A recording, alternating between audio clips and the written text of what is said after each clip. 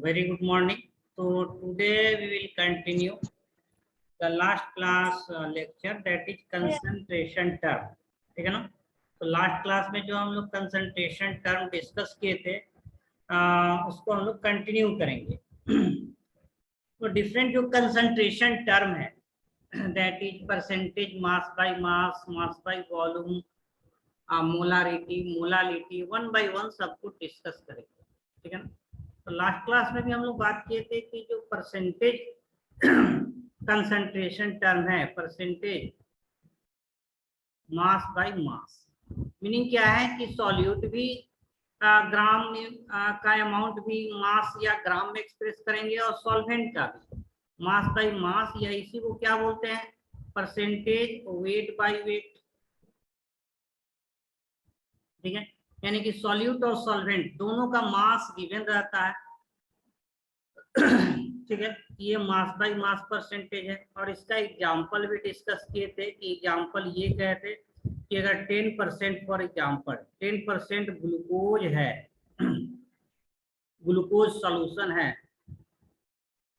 Glucose का solution है, इसका मीनिंग क्या है कि 10 ग्राम ऑफ सॉल्यूट या 10 ग्राम ऑफ ग्लूकोज है in 100 gram of solution. Total amount solution का लेना है 100 ग्राम ऑफ सॉल्यूशन. तो 10 ग्राम ग्लूकोज है 100 ग्राम सॉल्यूशन में, ये मास बाय मास या वेट बाय वेट परसेंटेज होता है. और इसमें क्या हम लोग डिस्कस किए थे कि इसको किस में डिफाइन करते हैं, तो ग्राम पर 100 ग्राम ऑफ सॉल्यूशन, ग्राम पर 100 ग्राम ऑफ सॉल्यूशन. और चूंकि दोनों वेट में होता है तो टेम्परेचर पर डिपेंड करेगा कि नहीं, do not change with temperature, independent of temperature होता है. ये क्या होता है, इंडिपेंडेंट ऑफ टेम्परेचर, टेम्परेचर के साथ ये चेंज नहीं करेगा.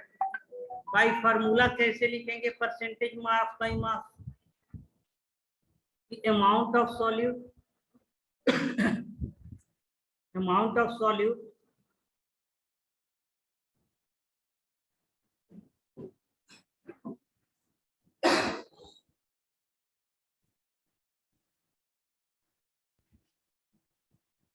अमाउंट ऑफ सॉल्यूट,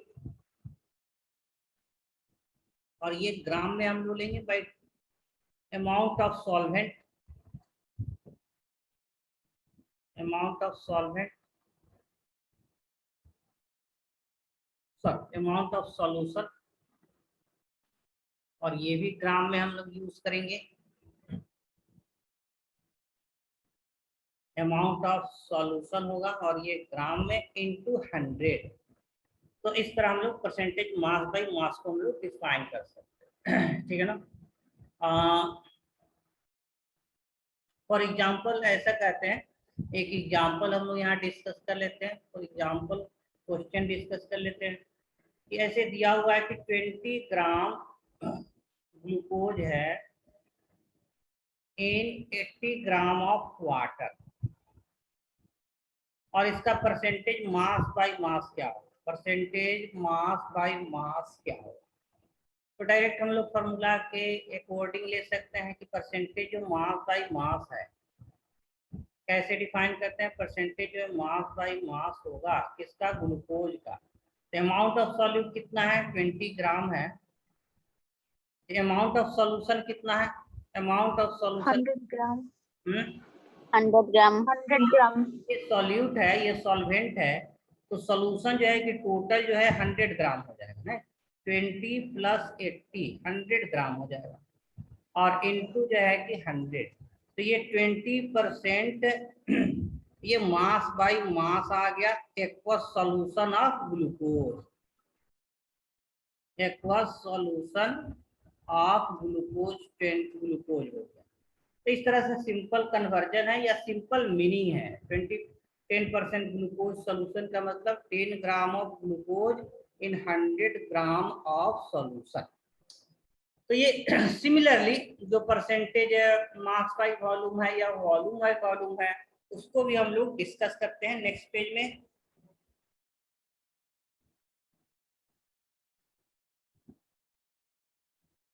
चलिए नेक्स्ट पेज. सेकेंड टर्म था परसेंटेज मास बाय वॉल्यूम। इसको कैसे डिफाइन करेंगे कि अमाउंट ऑफ सॉल्यूट, और ये ग्राम में हम लोग लेंगे, मास के टर्म में एक्सप्रेस करना है, ठीक है ना। अमाउंट ऑफ जो सॉल्यूशन है वॉल्यूम में लेंगे, नहीं अमाउंट ऑफ सॉल्यूशन या वॉल्यूम ऑफ सॉल्यूशन लेंगे, वॉल्यूम के टर्म में लेंगे, वॉल्यूम ऑफ सॉल्यूशन, और ये ml में और इनटू 100, तो ये परसेंटेज मास बाय वॉल्यूम होगा। यानी इसका यूनिट क्या हो जाएगा कि ग्राम पर 100 ml ऑफ सॉल्यूशन, इस यूनिट में हम लोग डिफाइन करते हैं। और चूंकि इसमें वॉल्यूम टर्म है ना, वॉल्यूम टर्म, तो ये टेम्परेचर पर डिपेंड करेगा, नहीं टेम्परेचर के साथ चेंज होगा, नहीं चेंजेज विथ टेम्परेचर, ये वैल्यू जो है टेम्परेचर के साथ चेंज होता है। क्यों चेंज होता है? तो देखो वॉल्यूम जो है ना डायरेक्टली प्रोपोर्शनल होता है टेम्परेचर के, तो टेम्परेचर इंक्रीज करेंगे तो वॉल्यूम भी इंक्रीज करेगा, तो फिर जो है कि कंसंट्रेशन चेंज हो जाएगा, कंसंट्रेशन चेंज हो जाएगा। वैसे थर्ड जो टर्म था परसेंटेज वॉल्यूम बाय वॉल्यूम, तो इसके लिए क्या होगा कि अमाउंट ऑफ या वॉल्यूम ऑफ सॉल्यूट, नहीं अमाउंट किस में यहाँ लेंगे, वॉल्यूम के टर्म में लेंगे, तो volume of solute, volume of solute, और इसको ml में लेंगे divided by volume of solution, volume of solution लिखना होगा, और सॉल्यूशन भी किस में होगा, ml में होगा, इनटू 100। तो इसके लिए होगा, अगर यहाँ एग्जांपल डिस्कस करें, फॉर एग्जांपल मान लीजिए एक सॉल्यूशन है जिसमें 20 ml इथेनॉल है इन 100 ml of solution, 100 ml of aqueous solution, water का सॉल्यूशन है, एक्वस सॉल्यूशन 100 ml टोटल है, यहाँ सॉल्यूट नहीं सॉल्यूशन का अमाउंट दिया हुआ तो यहाँ परसेंटेज वॉल्यूम बाय वॉल्यूम जो होगा कि amount of solute, volume of solute कितना है 20 है, और ये 100 ml किसका है, सॉल्यूशन का वॉल्यूम है, डिवाइडेड बाय 100 इनटू 100, तो ये 20% आ जाएगा कंसंट्रेशन, और ये वॉल्यूम बाय वॉल्यूम है कंसंट्रेशन किसका, एक्वस सॉल्यूशन ऑफ इथेनॉल। तो ये टर्म लास्ट क्लास में भी हम लोग डिफाइन किए थे, फिर स्टार्ट से हम लोग आज डिस्कस कर रहे हैं मास बाय मास। सर हाँ बोलिए। सर अगर यहाँ पे 100 मिलीलीटर की जगह अगर हम लोग ने 120 अगर ले लिया तो गलत होगा ना। यहाँ एक्चुअली देखिए यही तो ध्यान रखना है कि ये सॉल्यूशन का दिया हुआ था, और पिछले में हम लोग सॉल्वेंट, अगर इसको लिख दिया ऐसे भी लिख सकते थे 20 ml of ethanol with 80 ml of water, तो एक ही मीनिंग है। यहाँ डायरेक्ट सॉल्यूशन का वॉल्यूम दे दिया हुआ, तो यहाँ फिर ऐड नहीं करना है, गलत होगा फिर। हमेशा मतलब 100। हाँ ये ध्यान रखना है कि किसका जो है कि अमाउंट या वॉल्यूम दे रहा है, ये ध्यान रखना है। इसी क्वेश्चन को हम लोग ऐसे लिख सकते थे कि 20 ml इथेनॉल है और 80 ml वाटर है, 80 ml वाटर है, तो ये सॉल्यूशन फिर भी क्या होता है 100 ml हो जाता। हाँ, तो यहाँ डायरेक्ट सॉल्यूशन दे दिया है, सॉल्यूशन का वॉल्यूम, पूरे सॉल्यूशन का जो है कि वॉल्यूम डायरेक्ट दे दिया, तो यहाँ फिर ऐड नहीं करना है, नहीं 80 ml अगर वाटर लिखते तब यहाँ ऐड करते और तब 100 हम लोग ले सकते। क्लियर है ना। तो सेम क्वेश्चन को ऐसे भी दे सकते हैं 20 ml इथेनॉल 80 ml वाटर, या इसी को लिखिए 20 ml ethanol 100 ml of solution, ऐसे दिया, एक ही मीनिंग है। ठीक है, तो ये थर्ड नंबर कंसंट्रेशन टर्म था परसेंटेज वॉल्यूम बाय वॉल्यूम। चलिए नेक्स्ट हम लोग डिस्कस करेंगे, नेक्स्ट चले, नेक्स्ट मूव करें। Yes sir. ओके, देखिए फोर्थ इसी टाइप का है, फोर्थ नंबर जो है कंसंट्रेशन जो टर्म है इसको हम लोग लेते हैं ग्राम पर लीटर। हाँ ये भी कंसंट्रेशन टर्म के रूप में ml नहीं लीटर के टर्म में लेते हैं। तो यहाँ अमाउंट ऑफ सॉल्यूट, दिखाइए। हाँ प्रीवियस सर प्रीवियस पेज दिखाइए।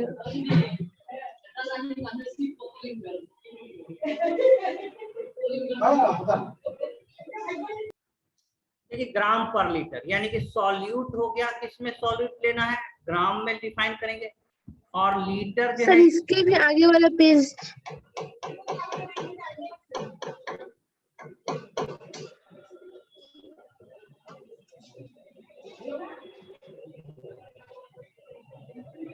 और लीटर जो है ये सॉल्यूशन का जो वॉल्यूम है, वॉल्यूम ऑफ सॉल्यूशन, इसको हम लोग लीटर में लेते हैं। वॉल्यूम ऑफ सॉल्यूशन जो होता है ये लीटर में हम लोग लेते हैं और ग्राम पर लीटर से डिफाइन करते हैं। तो डायरेक्ट एग्जांपल से अगर बात करें कि 40 ग्राम, मान लीजिए 40 ग्राम NaOH सॉल्यूट, 40 ग्राम NaOH है इन 250 ml ऑफ सॉल्यूशन दिया हुआ है, 250 ml ऑफ सॉल्यूशन। तो इसका कंसंट्रेशन ग्राम पर लीटर कितना होगा? तो देखिए अमाउंट ऑफ सॉल्यूट, इसमें क्या कि अमाउंट ऑफ सॉल्यूट लेंगे और अमाउंट ऑफ सॉल्यूट किसमें है? ग्राम में गिवन है। और वॉल्यूम ऑफ सॉल्यूशन लेना होगा किसमें? लीटर में वॉल्यूम ऑफ सॉल्यूशन डिफाइन करेंगे। तो ये 40 ग्राम सॉल्यूट दिया हुआ है और देखिए वॉल्यूम ऑफ सॉल्यूशन 250 ml है, तो 250 ml को लीटर में लेना है। तो 250 ml को लीटर में लेने से 1000 से इसको डिवाइड करना होगा। तो इसको लिख सकते हैं 40/250 इंटू 1000, ऐसे होगा। ठीक है ना? तो ये देखिए आपका जो है कितना हो गया, 4 टाइम्स हो गया, 4 टाइम्स से कट जाएगा तो ये कितना हो जाएगा 160। ठीक है ना, 40 का हो जाएगा 160 ग्राम पर लीटर प्रेजेंट है NaOH, 160 ग्राम पर लीटर। क्लियर है ना यहाँ तक?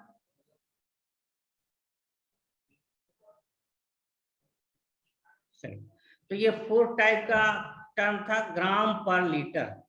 जहाँ ग्राम होगा सॉल्यूट का अमाउंट, ग्राम में हम लोग एक्सप्रेस करेंगे, और वॉल्यूम ऑफ सॉल्यूशन ये किस में लेना है? लीटर में एक्सप्रेस करते हैं।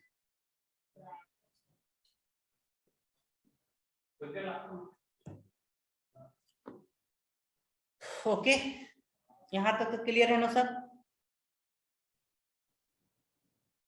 सर हाँ बोलिए। सर यहाँ पे सर 250 ml ऑफ सॉल्यूशन क्यों है? हाँ 250 ml ऑफ सॉल्यूशन दिया हुआ, मैंने लिखा बताया रहेगा सॉल्यूशन दिया हुआ। सर इसमें मल्टीप्लाइड बाय 100 नहीं होगा? आपने ना बताया 100 ml है ना, एक मिनट, यहाँ परसेंटेज नहीं है, ये अलग है, ग्राम पर लीटर। यहाँ जो है कि हम लोग ये परसेंटेज में 100 से करते हैं, यहाँ तो सिर्फ ग्राम पर लीटर में कंसंट्रेशन एक्सप्रेस करना है, यानी कि सॉल्यूट लेना है ग्राम में और सॉल्यूशन लेना है लीटर में, बस ऐसा है, परसेंटेज नहीं है यहाँ। हाँ यहाँ पर चूंकि ml था जब तो होगा इसको तब लीटर 100 में होगा ना? कैसे कन्वर्ट करते हैं? ml को लीटर में कैसे कन्वर्ट करते हैं? 1000 से डिवाइड कर देंगे तो ये लीटर में कन्वर्ट होगा। सर जब परसेंटेज होगा तो 100 होगा ना? हाँ परसेंटेज 100 में डिफाइन होता है, यहाँ परसेंटेज नहीं, ये सिर्फ ग्राम पर लीटर है। यहाँ पर देखिए यूनिट क्या हो गया इसका? ग्राम पर लीटर। यूनिट क्या हो गया? ग्राम पर लीटर। और चूंकि यहाँ भी लीटर है, वॉल्यूम है, ये भी टेम्परेचर पर डिपेंड करेगा, टेम्परेचर के साथ वेरी करेगा, डिपेंड ऑन टेम्परेचर। ये जो सर हाँ सर ये मोलारिटी का एग्जांपल है क्या? नहीं, मोलारिटी का नहीं है, मोलारिटी इज डिफरेंट, लेकिन इसके हेल्प से हम लोग मोलारिटी भी निकाल लेते हैं, आगे पढ़ेंगे, अभी मोलारिटी अभी नहीं डिस्कस कर रहे हैं। इसके हेल्प से मोलारिटी निकाल लेंगे कि ग्राम पर लीटर दिया हुआ है, अगर इसको मोलर मास से डिवाइड कर देंगे तो ये मोलारिटी हो जाता है। तो आगे पढ़ना अभी नहीं कि ग्राम पर लीटर गिवन है, इसको डिवाइड करेंगे मोलर मास से तो ये मोलारिटी हो जाता है, ग्राम मोलकुलर मास से तो ये मोलारिटी हो जाता है। आगे पढ़ना। हाँ बोलिए सर अगर इसमें परसेंटेज ना होता तो क्वेश्चन कैसा होता? परसेंटेज सर नहीं किया ना। ओके, नेक्स्ट टॉपिक होगा 5th number, that is mole fraction. तो 5th नंबर हम लोग का है मोल फ्रैक्शन।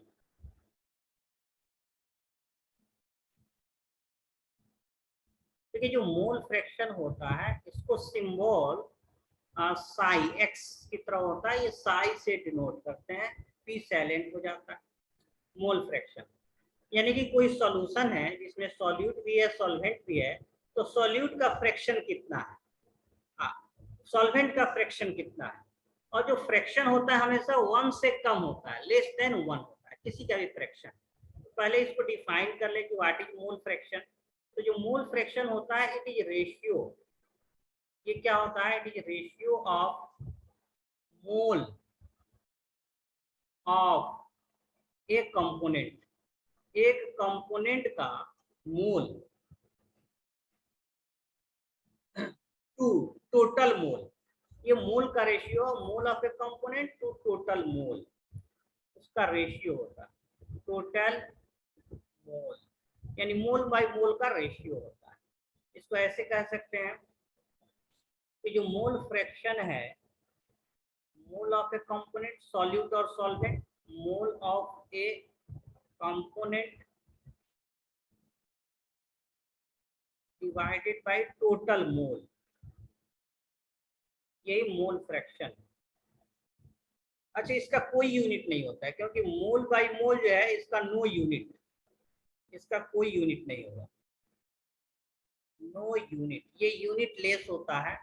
और ये चूंकि वॉल्यूम टर्म नहीं है, मोल का रेशियो होता है, इसलिए टेम्परेचर पर भी डिपेंड नहीं करता है, नॉट डिपेंड ऑन टेम्परेचर।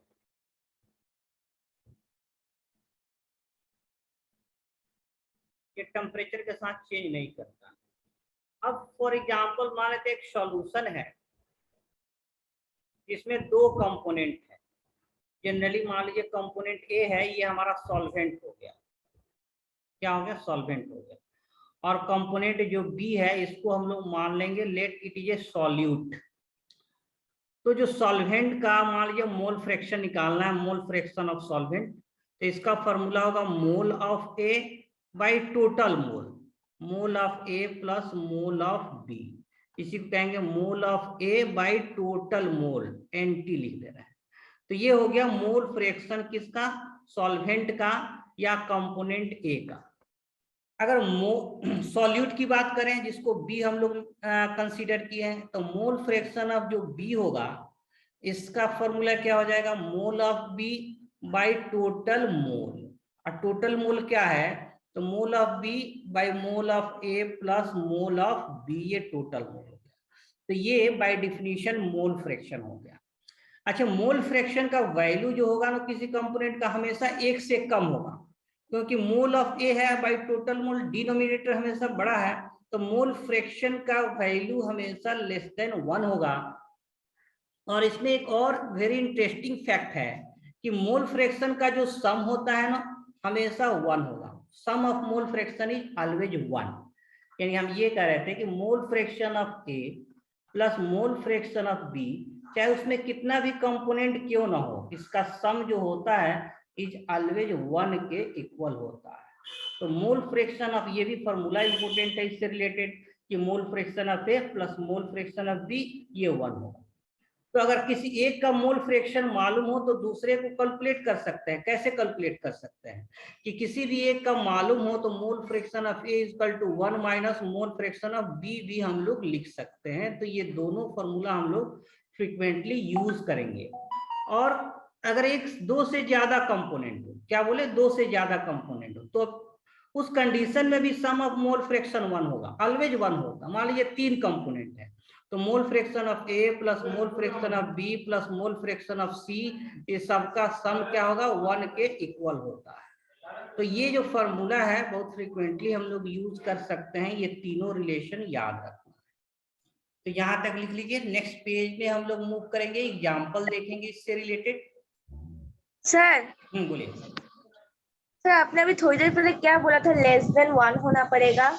ये देखिए, मोल फ्रैक्शन जो होता है ना, मोल फ्रैक्शन, तो मोल फ्रैक्शन का वैल्यू हमेशा 1 से लेस होता है। क्यों लेस होगा, देखिए यहाँ इसका क्या है, mole of A component bye total मोल। तो डिनोमिनेटर में वैल्यू ज्यादा है, ये एक कंपोनेंट का मोल है, टोटल मोल है, तो डिनोमिनेटर में ए ज्यादा है, तो इसका जो है डिवीजन हमेशा 1 से कम आएगा। तो यही कह रहे थे कि मोल फ्रैक्शन का वैल्यू किसी भी कंपोनेंट का, सॉल्यूट का या सॉल्वेंट का, जब हम लोग कैलकुलेट करेंगे तो ये लेस देन 1 होगा। और सम ऑफ मोल, तो यहाँ देखिए जितना मोल फ्रैक्शन है उसको ऐड करेंगे तो 1 आएगा, तो मतलब ये 1 से कम है ना, दोनों मोल फ्रैक्शन 1 से कम है। तो एवेनॉल एक्स ए का वैल्यू, मोल फ्रैक्शन का वैल्यू हमेशा 1 से कम होगा, मोल फ्रैक्शन का वैल्यू हमेशा 1 से कम होगा। और मोल फ्रैक्शन का सम हमेशा 1 होता है, टोटल मोल फ्रैक्शन सबका ऐड करेंगे तो 1 होगा। और साई किसको डिनोट करते हैं, mole fraction, mole fraction of A, mole fraction of B, ऐसे डिनोट करते हैं। क्लियर है? Yes sir. हाँ सर। तो नेक्स्ट पेज में हम मूव कर रहे हैं और इससे रिलेटेड एग्जांपल डिस्कस करेंगे।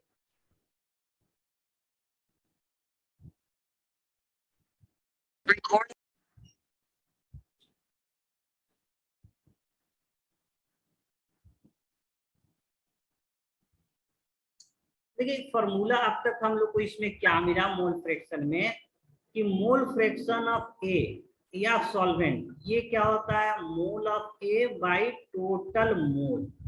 क्या टोटल मोल क्या है, mole of A plus mole of B हो गया, या मोल फ्रैक्शन ऑफ बी, ये क्या लिए, mole of B by total मोल।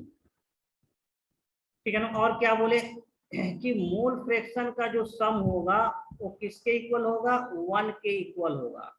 यानी मोल फ्रैक्शन ऑलवेज 1 से कम होता है। अगर 3 कंपोनेंट है, X A plus X B plus X C, इसका भी सम क्या होगा, ऑलवेज 1 होगा। अच्छा, इस फॉर्मूला को हम लोग दूसरे फॉर्मेट में भी लिख सकते हैं कि मोल फ्रैक्शन अगर ए का मालूम है तो बी का कैसे निकालेंगे, किसी एक का दिया हुआ है तो 1 माइनस मोल फ्रैक्शन बी, किसी एक का मोल फ्रैक्शन मालूम है, ए का मालूम है तो बी का पता चल जाएगा, बी का मालूम है तो ए का पता चलेगा। ये ऐसे इस फॉर्मूला को भी हम लोग यूज कर सकते हैं। और मोल फ्रैक्शन का कोई यूनिट नहीं होता है, नो यूनिट, यूनिट लेस होता है, टेम्परेचर पर डिपेंड नहीं करता, ये सब फैक्ट याद रखना है। अब मान लीजिए एग्जाम्पल ले लेते हैं, एग्जाम्पल से हम सर लोग, थोड़ा प्रीवियस पेज दिखाइए ना एक बार। सर मोल फ्रैक्शन ऑफ 3 सम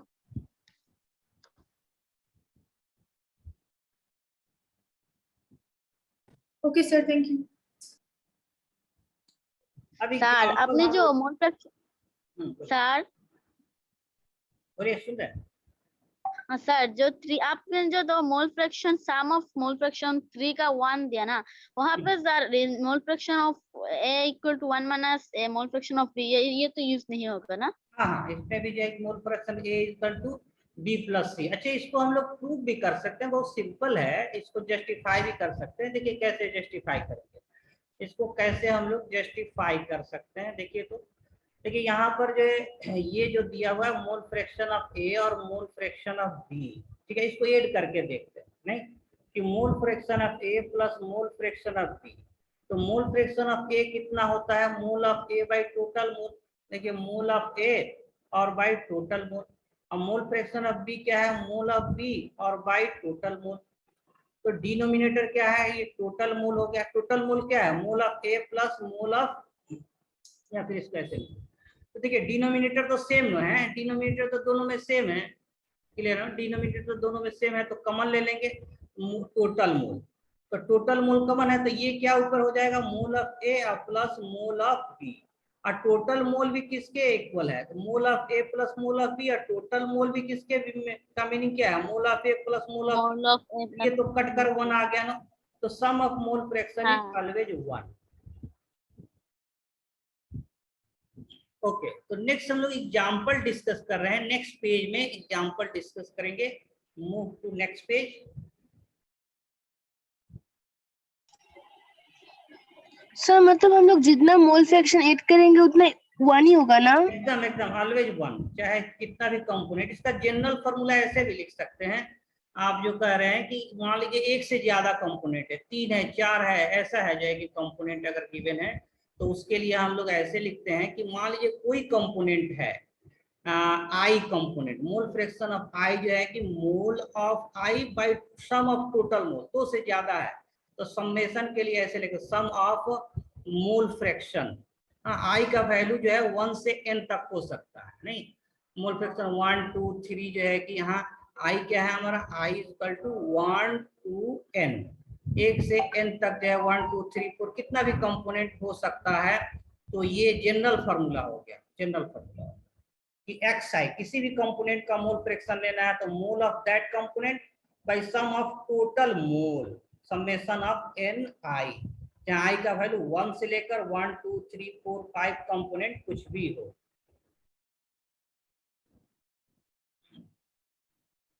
चलिए नेक्स्ट पेज में हम लोग थोड़ा सा एग्जांपल डिस्कस कर लेते हैं, इससे रिलेटेड एग्जांपल।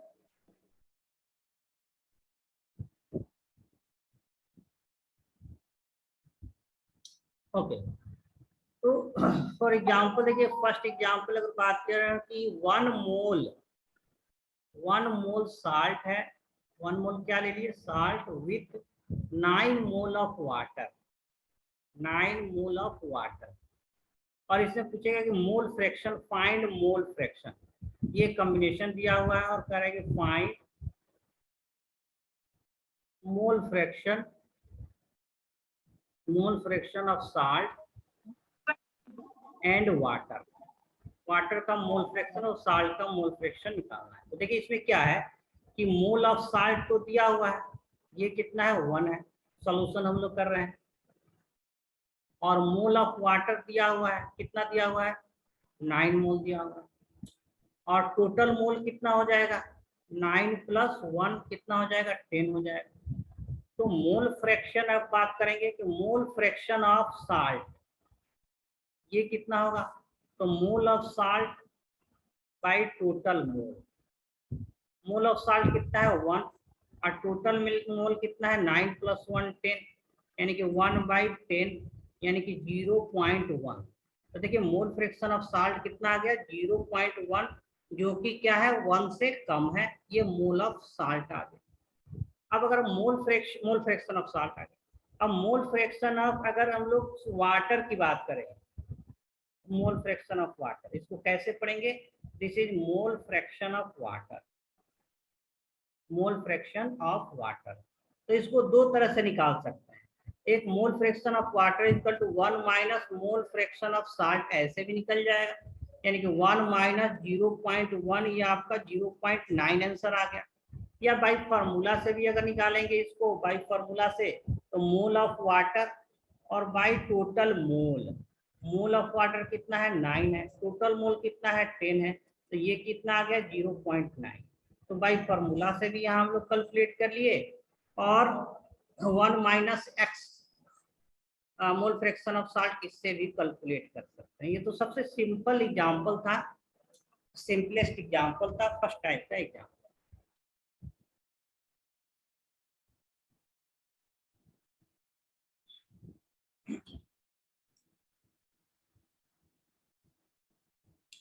क्लियर है यहाँ तक? Yes sir.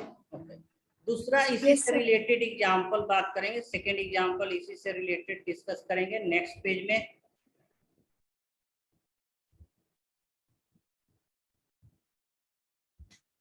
ठीक है, सेकंड एग्जांपल अगर हम लोग देखें, एग्जांपल क्वेश्चन, ठीक है ना, सेकंड एग्जांपल क्वेश्चन डिस्कस करेंगे कि 200 ग्राम आपका 200 ग्राम आपका NaOH है, 200 ग्राम ऑफ सोडियम हाइड्रोक्साइड, और उसके साथ जो है कि दिया हुआ है ठीक है ना 200 ग्राम NaOH है, और ले लेते हैं हम लोग वाटर ले लेते हैं, वाटर जो है कि ठीक है ना, और 900 gram of water, 900 gram of water इसके साथ मिक्स है। अब इसको मोल फ्रैक्शन निकालना है। तो जो सेकेंड एग्जांपल था इसमें 200 ग्राम NaOH ले लिए और 900 ग्राम ऑफ वाटर, तो फाइंड मोल फ्रैक्शन, फाइंड मोल फ्रैक्शन, मोल फ्रैक्शन हम लोग को कैलकुलेट करना है। तो मोल फ्रैक्शन मोल का रेशियो होता है ना, यहाँ तो ग्राम में दिया हुआ है, तो सबसे पहला फर्स्ट स्टेप में हम लोग को क्या करना होगा, मोल निकालना, मोल निकालेंगे, मोल ऑफ NaOH। तो मोल क्या होता है, given amount 200 by molar mass, molar mass इसका कितना होता है 23 अब प्लस 6 प्लस 1 इक्वल टू 40, तो ये 40 हो गया। तो ये 5 मोल आ गया NaOH का, 5 मोल ऑफ NaOH। ऐसे ही सेकेंड स्टेप में मोल ऑफ वाटर की बात करेंगे। मोल ऑफ वाटर, तो गिवन अमाउंट कितना है 900, वाटर का मोलर मास कितना है 18, तो ये 18 हो जाएगा 18 5 या 90 और ये 50 मोल आ गया। तो मोल पता चल गया। और फिर अगर टोटल मोल की बात करें, टोटल मोल तो 5 प्लस 50 ये 50। तो अब हम लोग डिफाइन कर सकते हैं कि जो मोल फ्रैक्शन है, मोल फ्रैक्शन अगर वाटर 1/11 वाटर की हाँ 50 है ना, और 5/11 हो जाएगा। और ये डिवाइड करेंगे 0.54 हो गया, 0.4 और फिर 60 हो जाएगा 6, 0.46 हो गया। तो मोल फ्रैक्शन आप जो NaOH निकालेंगे ना, तो डायरेक्ट सिंपल फॉर्म में ऐसे भी निकाल सकते हैं। सर बोलिए। सर हाँ सर आपने 5 से काटा है ना, 50 तो 5 10 सर ना, हाँ बोलिए। 10 बाय सर यहाँ पे 10 डिवाइड दिया ना, वहाँ पे 10/11 होगा ना। हाँ सर। एक मिनट, हाँ हाँ ठीक ठीक 10/11 हो, वेरी गुड। यहाँ पर देखिए जाएगी 5 10/11 है, ऐसा है 10/11। ओके, तो 10/11 है, तो ये 0 पॉइंट, तो ये 0.100 हो गया 99, और फिर 1 हो गया, फिर 10 हो गया, फिर 0 जो है कि 100 और 99, फिर 1, फिर 0 जो है कि आपका, यानी ऐसे कर सकते हैं कि 11 में हम लोग को 10 से डिवाइड करना है। ये डेसिमल ले लिए, 100 हो गया, फिर 9 से जाएगा, ये 99 होगा, फिर 1 होगा, हाँ 9 0 जाएगी, फिर यहाँ पर 0 आएगा, फिर 0 हो गया, और फिर जाएगी 909, ऐसे हो जाएगा, ठीक है ना। तो ये 90 जाएगी 9 जाएगी, हो गया। तो 1 माइनस जाएगी 0.909 से जाएगी, ठीक है। तो ये हमारा मोल फ्रैक्शन ऑफ जो है कि NaOH जो है कि 0.0, मोल फ्रैक्शन ऑफ NaOH जो है कि आ जाएगा। तो this is all about mole fraction. तो दो एग्जांपल के हेल्प से हम लोग मोल फ्रैक्शन डिफाइन किए, ठीक है ना। दो एग्जांपल के हेल्प से हम लोग मोल फ्रैक्शन को डिफाइन किया। यहाँ तक क्लियर है ना? हाँ सर। Okay, yes sir. ये 5th टर्म था मोल फ्रैक्शन। देखिए 10 मिनट्स है, एक और हम लोग मोलालिटी डिस्कस कर लेते हैं, बाकी नेक्स्ट क्लास में फिर डिस्कस करेंगे। तो 6 जो नंबर है दैट इज मोलालिटी। ठीक है, 6 number term that is molality. ठीक है, मोलालिटी जो है ना स्मॉल m से डिनोट करते हैं मोलालिटी।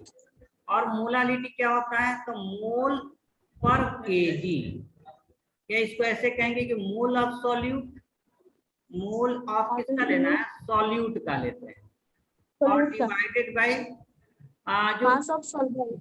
हाँ यहाँ एक मिनट, यहाँ पर ध्यान रखना है, ये वेरी इंपॉर्टेंट है। यहाँ ये एक ऐसा कंसंट्रेशन टर्म है जहाँ सॉल्यूशन की बात नहीं करते हैं, सॉल्वेंट का मास लेना होता है। तो यहाँ पर होता है मास ऑफ सॉल्वेंट, यही एक ऐसा है जहाँ सॉल्वेंट लेते हैं, ये याद रखना होगा, मास ऑफ सॉल्वेंट। और ये भी किस में लेना है, केजी में डिफाइन करना है। तो इसी को हम लोग क्या कहते हैं, मोलालिटी, जिसको स्मॉल m से डिनोट करते हैं। और देखिए इसमें वॉल्यूम टर्म नहीं है, इसलिए ये भी टेम्परेचर पर डिपेंड नहीं करता है, इंडिपेंडेंट होता है, इंडिपेंडेंट ऑफ टेम्परेचर होता है, यानी कि इंडिपेंडेंट ऑफ टेम्परेचर होता है। यूनिट क्या हो जाएगा, मोल पर केजी, ये आपका यूनिट ही हो गया मोल पर केजी, जिसको मोलालिटी भी कहते हैं, मोल पर केजी। तो इसका जो है डिफरेंट फॉर्मूला कैसे लिख सकते हैं, फॉर्मूला कैसे लिख सकते हैं। तो अगर हम लोग डिफरेंट फॉर्मूला की बात करें, तो डिफरेंट फॉर्म में हम लोग फॉर्मूला लिख सकते हैं, डिफरेंट फॉर्म में फॉर्मूला लिख सकते हैं। लेकिन फॉर्मूला किसका, फॉर्मूला फॉर मोलालिटी। लेकिन फॉर्मूला से पहले कुछ सिंबल, साइंस सिंबल यहाँ हम लोग यूज करेंगे। जैसे कि एक है हमारा सॉल्यूट हो गया, तो सॉल्यूट के लिए जनरली सॉल्यूट और सॉल्वेंट होता है ना, इसको बी कंपोनेंट लेते हैं। सॉल्यूट को हम लोग कंपोनेंट बी से डिनोट करते हैं। तो अगर इसका मोल लेना होगा तो मोल ऑफ सॉल्यूट कहेंगे, मोल ऑफ बी।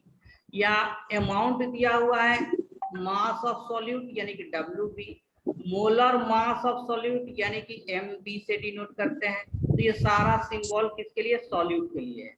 हाँ, ये सिंबल B सॉल्यूट के डिनोट करते हैं, mole of solute, given mass of solute capital WB, या MB molar mass of solute ऐसे डिनोट करते हैं। सॉल्वेंट जो है कंपोनेंट A इसको से डिनोट करते हैं जनरली। और इसके लिए क्या हो जाएगा? इसके लिए मोल ऑफ अगर सॉल्वेंट लेना है तो Na लेंगे, अमाउंट ऑफ सॉल्वेंट लेना है WA लेंगे, मोलर मास ऑफ अगर जो है कि सॉल्वेंट चाहिए तो इसको MA से डिनोट करेंगे। तो ये सब जो सिंबल है ये हम लोग यूज करेंगे फ्रीक्वेंटली, तो इसको ध्यान रखना है। B for solute component, NB, WB, MB। Solvent के लिए A सिंबल यूज करेंगे तो mole of A, mole of solvent, amount of solvent, molar mass of solvent. देखिए इससे रिलेटेड जो फॉर्मूला है नेक्स्ट पेज में डिस्कस करते हैं।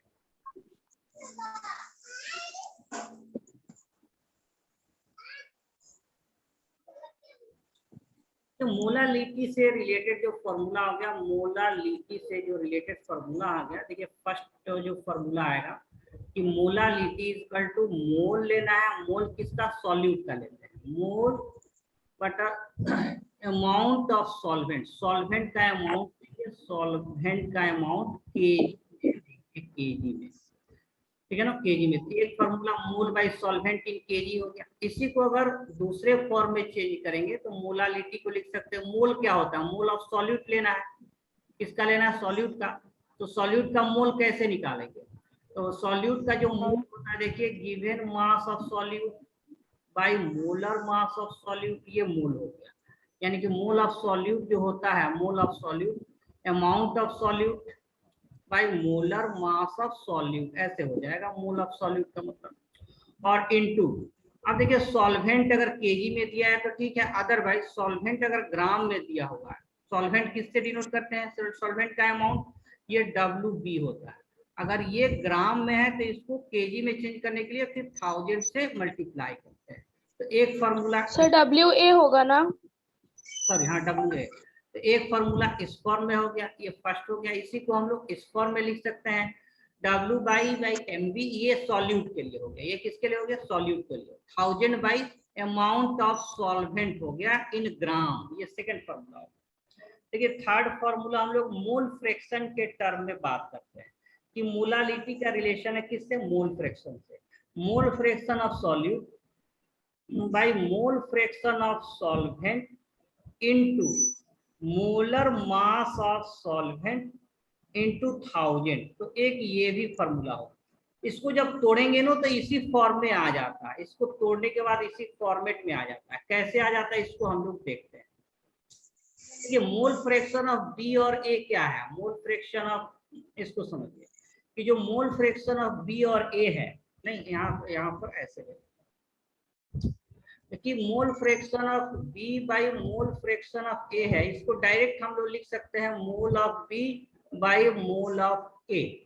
क्योंकि मोल फ्रैक्शन क्या होता है? मोल बाई टोटल मोल, और मोल बाई टोटल मोल, तो टोटल मोल कट जाएगा ना, नहीं, इसको मोल बाई टोटल मोल और मोल बाई टोटल मोल ऐसे होता है। तो ये तो कट जाएगा, तो अल्टीमेटली आ जाएगा mole of B by mole of A।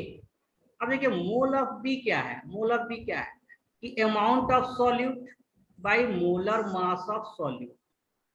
तो ये तो आ गया ना, amount of solute by molar mass of solute. और फिर देखिए मोल ऑफ A क्या है? Divided by mole of A। तो मोल ऑफ A क्या होता है कि अमाउंट ऑफ A बटा मोलर मास ऑफ A। और इसको किससे मल्टीप्लाई कर रहे हैं? देखिए यहाँ मोलर मास से मल्टीप्लाई है, तो ये तो कैंसिल हो गया ना, इनटू 1000। अल्टीमेटली यही फॉर्मूला आ गया इसमें कि अमाउंट ऑफ सॉल्यूट बटा molar mass of solute into 1000 by amount of solvent in gram. तो ये वाला ही फॉर्मूला, तो ये दोनों एक ही है, उसको तोड़कर हम लोग इसमें लिख सकते हैं। तो टोटल 3 टाइप के फॉर्मूला हो गए किसके? मोलालिटी के। तो 1 बाय 1 करके इसका एग्जाम्पल दे देते हैं, 5 मिनट लगेगा। 3-4 एग्जाम्पल हम लोग यहाँ डिस्कस कर लेते हैं, फिर ये टॉपिक कंप्लीट हो जाए। तो इसका सर 3 फॉर्मूला याद रखना। सर ये 100 या 1000 है? 1000 है ना, ग्राम को देखिए केजी है, यहाँ पर क्या लिए ग्राम को जब केजी में चेंज करना होगा ना, तो यहाँ डिवाइड करेंगे, इससे 1000 से इसको डिवाइड करते हैं 1000 से। ग्राम और केजी में 1000 का रिलेशन है, या केजी को ग्राम में चेंज करना हो तो 1000 से मल्टीप्लाई करते हैं। ये जो 1000 आया ये परसेंटेज नहीं है, यहाँ पर ग्राम को हम लोग केजी में चेंज किया, इसलिए ये 1000 आया। सर यहाँ पर आपने 100 लिखा है, n भी इक्वल। यहाँ पर नहीं, ये 1000 है, ये आपका 1000।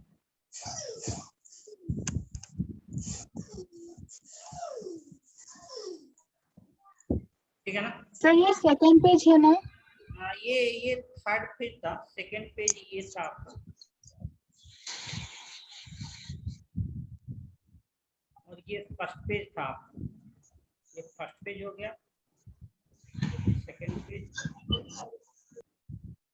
Okay sir. और मोलालिटी का 3 फार्मूला हम लोग 3 फॉर्मेट में ले लिए, और नेक्स्ट में एग्जांपल बस डिस्कस करेंगे 2-3। फिर एग्जांपल की हम लोग बात कर ले।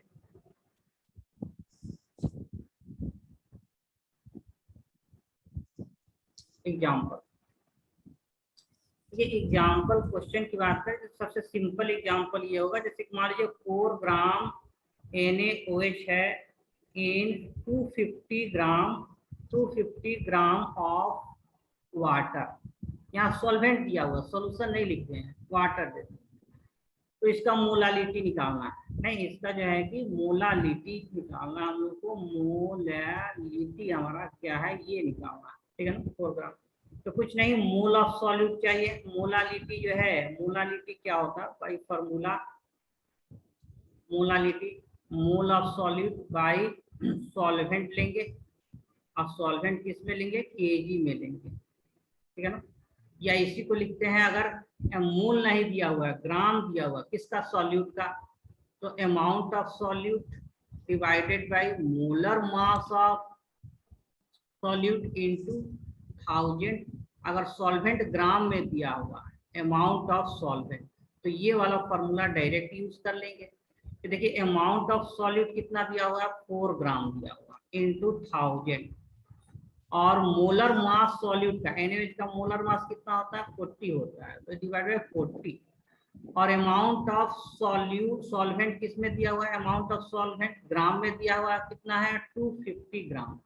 तो ये मोलालिटी आपका यहाँ से मिल जाएगा कि ये 4 टाइम्स जो है कट रहा है, ये आपका 10 टाइम्स हो गया, और 4/10, तो ये क्या आ गया आपका 4/10, यानी कि कितना आ गया आंसर हम लोग को 0.4, इसको कहेंगे मोलल, क्या कहेंगे 0.4 मोलल, या फिर इसको कहेंगे 0.4 मोल पर केजी, तो ये इसका यूनिट हो गया। या इसको सिंपली कहें 0.4 मोलल, स्मॉल एम से, या इसको पढ़ेंगे मोलल या मोल पर केजी, सब एक ही बात। तो ठीक है ना, ये फर्स्ट टाइप का एग्जांपल हो गया जिसमें सॉल्यूट दिया हुआ है, तो सॉल्यूट दिया हुआ है 4 ग्राम, और सॉल्वेंट दिया हुआ है 250 ग्राम। क्लियर है ना।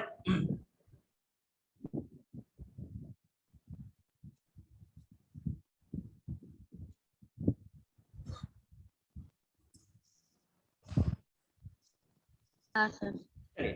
नेक्स्ट टाइप का क्वेश्चन इसमें हम लोग डिस्कस कर रहे हैं, मोलालिटी की बात कर रहे हैं। नेक्स्ट टाइप का क्वेश्चन, सेकंड क्वेश्चन,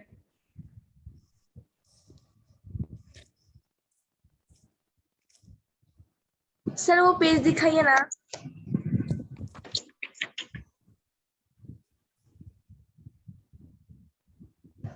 हो गया सर। तो कुछ ऐसे दिया हुआ कि 10 मोलल, ऐसे दिया हुआ है 10 मोलल एक्वस सॉल्यूशन है, नहीं एक्वस सॉल्यूशन है किसका, ऑफ ग्लूकोज का, 10 मोलल एक्वस सॉल्यूशन ग्लूकोज का। तो इसमें पूछेगा फाइंड मोल फ्रैक्शन, नहीं फाइंड करना है आपको, क्या निकालना है, मोल फ्रैक्शन कैलकुलेट करना। तो मोल फ्रैक्शन का जो रिलेशन है उसको यूज करेंगे, कि मोलालिटी का मोल फ्रैक्शन से क्या रिलेटेड। मोलल का मतलब मोलालिटी होता है, मोल फ्रैक्शन है क्या related, mole fraction of B यानी कि solute divided by mole fraction of A यानी कि सॉल्वेंट और इनटू 1000 से मल्टीप्लाई करते हैं और इसको into molecular mass of solvent, ये फॉर्मूला है ना। तो इसमें हम लोग देखिए क्या दिया हुआ है, मोलालिटी दिया हुआ है, नहीं गिवन क्या है हमारा, नहीं गिवन क्या है, गिवन क्या है, तो मोलालिटी दिया हुआ है, m का वैल्यू 10 दिया हुआ और क्या पूछ रहा है मोल फ्रैक्शन। मान लेंगे जो सॉल्यूट है ना उसका मोल फ्रैक्शन x है, लेट जो सॉल्यूट है यानी कि x सॉल्यूट को हम लोग xb से डिनोट करते हैं, इसका अमाउंट x है, मोल फ्रैक्शन ऑफ सॉल्यूट x है, तो कोई दिक्कत नहीं है। तो mole fraction of solute x है तो सॉल्वेंट का मोल फ्रैक्शन कितना हो जाएगा, x से कितना हो जाएगा 1 माइनस x हो जाएगा।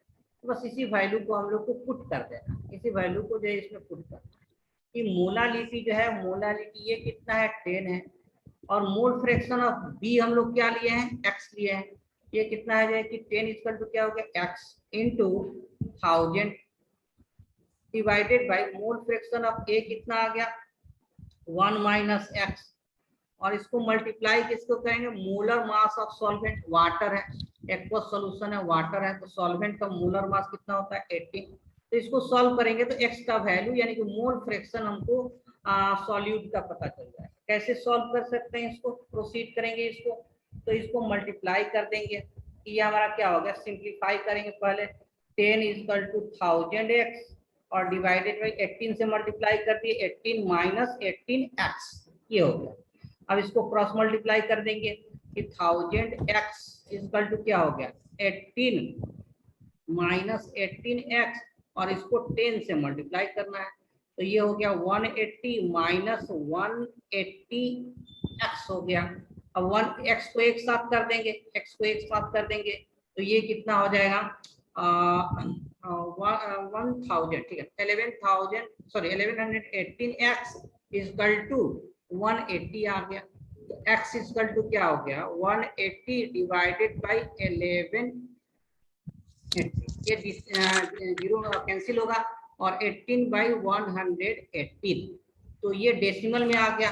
मोल फ्रैक्शन ऑफ सॉल्यूट कितना हो गया 0.1 और फिर कितना बच जाएगा 62 0.15 आ जाएगा मोल फ्रैक्शन ऑफ सॉल्यूट। तो मोल फ्रैक्शन ऑफ सॉल्वेंट जो है 0.85 आ जाएगा। इस तरह मोल फ्रैक्शन और मोलालिटी का हम लोग क्वेश्चन कर सकते हैं। ओके,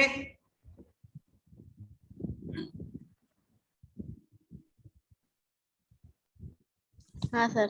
एक लास्ट एग्जांपल 1 मिनट में डिस्कस करेंगे, फिर यहीं हम लोग बाइंड करेंगे आज का class. Okay, last page, next page. Okay, sir. चलिए 1 मिनट और लेंगे आपका, सिंपल एक एग्जांपल देंगे। फॉर एग्जांपल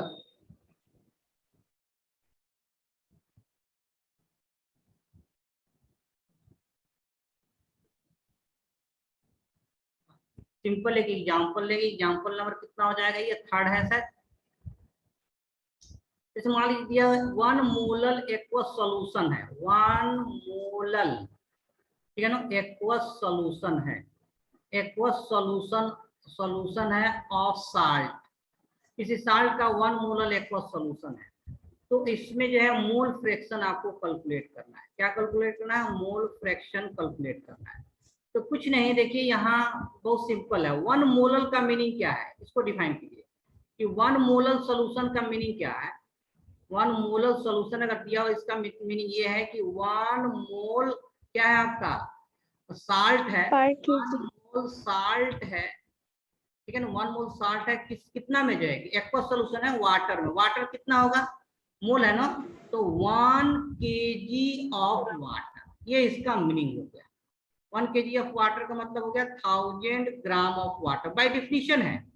देखिए मोलालिटी क्या होता है, मोल पर केजी, 1 मोलल का मतलब 1 मोल है 1 kg वाटर, ये 1 मोलल का मीनिंग हो गया। क्लियर है ना। तो मोल फ्रैक्शन निकालना है, तो मोल ऑफ साल्ट मिल गया, मोल ऑफ साल्ट कितना है 1 है। अच्छा मोल ऑफ वाटर कितना होगा, तो वाटर का अमाउंट कितना दिया हुआ है 1000 ग्राम और इसको डिवाइड कर देंगे मोलर मास 18 से। तो ये देखिए वैल्यू याद रखना है, हमेशा यूज होता है, ये 55.55 आ जाता है। तो मोल ऑफ साल्ट हो गया, मोल ऑफ वाटर आ गया, तो मोल फ्रैक्शन हम लोग निकाल सकते हैं वाटर का साल्ट का, किसी का भी निकाल सकते हैं। तो मोल फ्रैक्शन ऑफ जो वाटर होगा, मोल फ्रैक्शन ऑफ वाटर कितना हो जाएगा, तो मोल ऑफ वाटर यानी कि 55.55 डिवाइडेड बाय टोटल मोल 56.55।